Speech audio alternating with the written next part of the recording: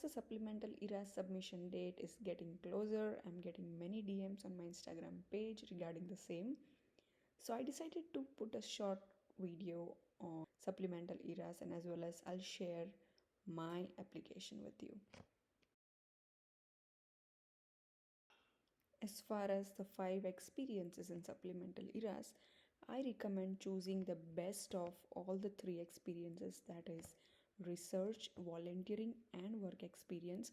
Now, coming to work, you should also include your US clinical rotation.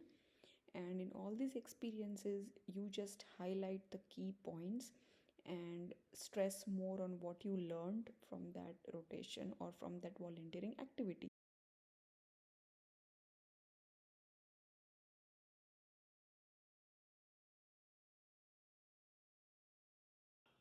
The best thing about Supplemental Eras application is that you can signal 7 of your favorite programs.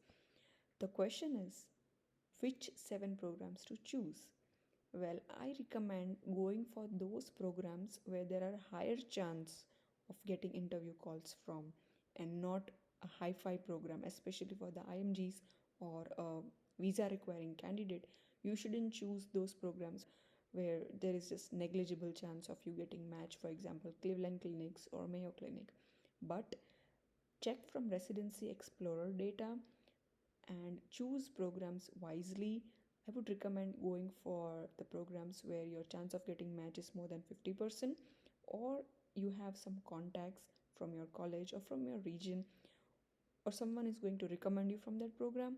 Then Supplemental Eras is a supportive tool to let them know that you are going to rank them high. So, from my last year's Supplemental Eras experience, I learned that for an IMG and a visa requiring candidate, regional preferences doesn't make any difference, because IMGs they get interview from such region or from such programs where US citizens or visa requiring candidates they don't go much, or they don't prefer those programs. So we don't get to choose as an IMG most of the time. But if you strongly want to stay in one particular region because of your spouse, your family, or because of the favorable weather conditions, you should mention that. But if you have nothing, then you can just say that for me, getting trained into this respective specialty is more important than anything else. The good news is that the programs which you have not signaled, or the region which you have not preferred, they won't be able to see where you have signaled. But if you have selected no preference, then everyone can see that. Now, choosing between rural and urban region, that all depends on you. Both has its pros and cons.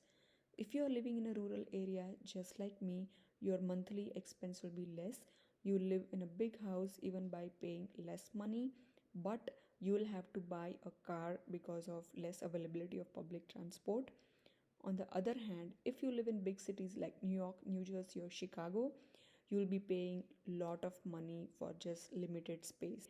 But the public transport is so good, it's doable even if you don't buy a car. Another advantage of living in a big city is you have easy availability of international airports, big Asian stores, and multicultural restaurants.